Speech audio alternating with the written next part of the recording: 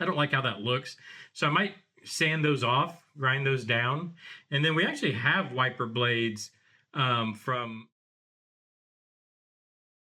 Welcome back to the workbench, where we try to make things. And what we're continuing to try to make today is Revell's Ford FD-100 pickup Foose design kit that they put out a while back. And we're doing this kit quite a bit different. And if you'd like to get caught up on those differences, be sure to check the description down below. There's a link to a playlist there for you where you can get completely caught up on this build and kind of get real time with us to where we're at right now. And where we're at right now is two things. Over the weekend, I wanted to get the motor to fit exactly where it needs to sit in this chassis, and I wanted to try to get the bodywork on the cab completely finished.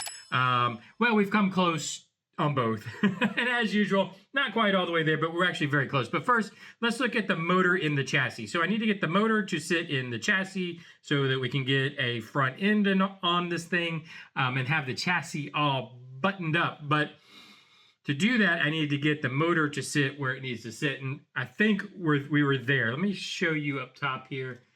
We've got it sitting nice and level in the place it needs to be. Our notch is looking good. This is actually going to sit about right there with the intake kind of sitting in our notch that we did in the firewall. If you're new, let me show you what I'm talking about. Basically, we built a notch in right here. You can see I've got some sandable primer. I went down and got some U-Pole sandable primer.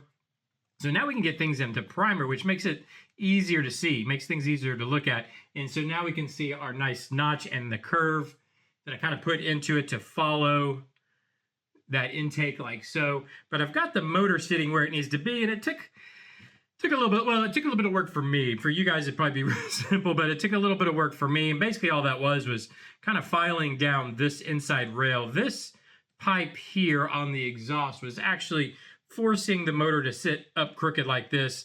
So what I did first was I took the transmission brace back here, moved it up. Turned out not all the way up. Had to do that a couple times to get it to the right level it needs to be at, because basically our transmission needs to sit as high as possible, but not, or I'd rather not, into the transmission tunnel here, because I don't want to have to modify this. If we do, we do, but I'd rather not. So through a few trial and error, I've got, I think, the tail inch of the tail shaft of the transmission sitting where it needs to be. And now by shaving down this frame rail in here, we can get the motor to sit nice and level and right where I think it's going to need to be. And I think it'll be fine. It was actually a lot of trial and error. Now the cab, basically we've got two major, I guess, major things going on with the cab. If you're new to the channel, again, we've put in these custom inner fenders. I had put the one in, now I've put a second, the passenger side in also, which took some time because I wanted to make sure and get these strut towers located equally, level, all that kind of stuff. So I'd made marks and whatnot. You can kind of see the remnants of the marks, trying to get those to match up, but I think they came out pretty good. I still need to trim.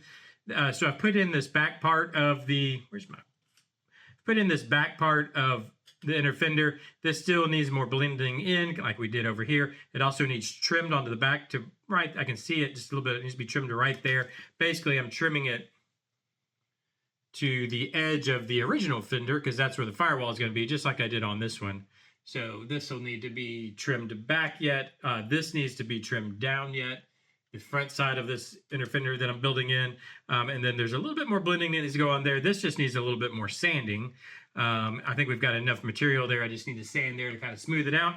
But I think those, once that's done, the fender wells, I think they're going to look pretty, I don't know, stock, whatever you want to call it. Like the kit came that way. It's going to look very integrated. They really kind of smooth in and fit in there kind of nicely. And it gives us our upper strut towers that we're going to connect our struts to. I didn't mention on the chassis. You can see I have removed the upper A-arms. So we're just going to do strut towers and lower A-arms, which will make this a lot easier to tie in. There's a lot less we're going to have to necessarily do. In fact, I think I'll probably be able to tie these in, tie this front clip in more. I won't have to have it as far down. I can move it up onto the chassis because we're going to be going all the way up to the strut towers. I think that's going to be going to make things a little bit easier, I think, at the end of the day. And the other thing that I did is I went ahead, kind of a little thing, I went ahead and bent the A-arms up some. I don't know where they're going to end up. I'll end up putting some glue there to hold them because we are in full squat, so they will be up, you know. So I want to get that kind of where they're going to be. I'm going to cut off what's left of the strut towers here, not strut towers, what's left of the uprights here.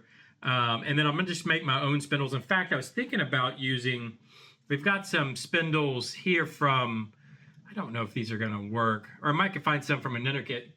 This is from the Bronco that we're using, integrating into this kit.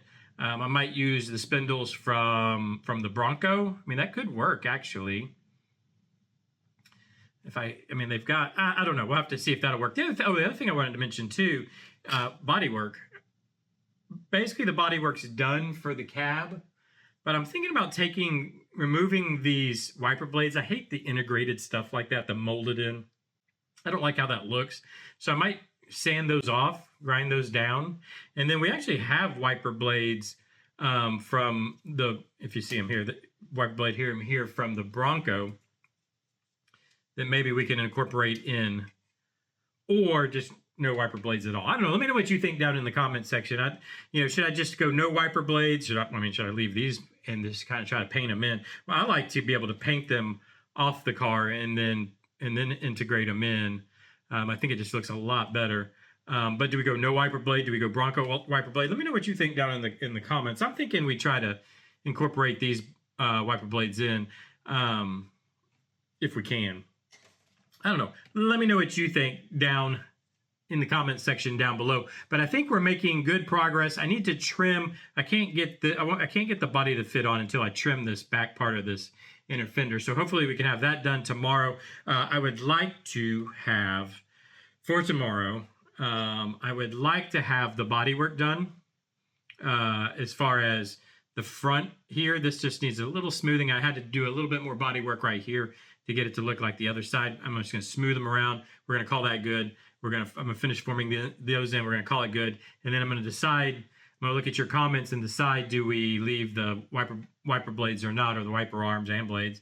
And then that'll have the bodywork done for the cab. And I want to get the cab completely bodyworked in.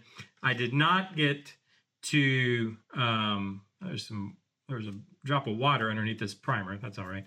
I did not get to cutting this fender yet, the rear fender. This one just needs a little bit of fine-tuned sanding, but the bodywork is done. I mean, I actually think it looks really good. I'm very happy with it. I just need to get in here and sand some of these tough areas to get to. It's all the little time-consuming stuff, and it'll sand out nice and smooth, especially with this primer on it.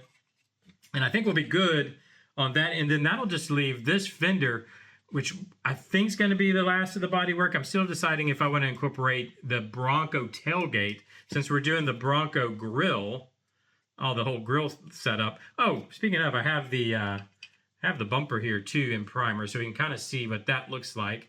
It needs a little bit of work. You can see once you hit it with the primer, you can tell the spots that need work, but we can see how that's going to kind of look. I think it's going to look pretty cool. But I'm thinking about integrating the tailgate from the Bronco into this tailgate. I don't know. Let me know what you think about that down in the comment section also.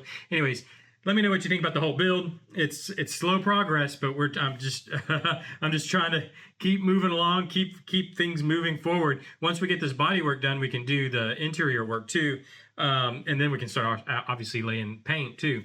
Let me know what you think down in the comments. If this is something you want to keep up with, hit that subscribe button. If you want to get notified about this when these videos come out every day, 4 o'clock Central Time, by the way. Every day, 4 o'clock Central Time, there's one that you'll get an update on one of the builds, most likely this one right now, but I do have the Oldsmobile that's finishing up, so that might get an update here probably this week, probably the end of the week once it's completely finished. But anyways, if you want to keep up with that, notification bell, height button, like button, did I say hit the like? I do all those things everybody tells you to do on YouTube.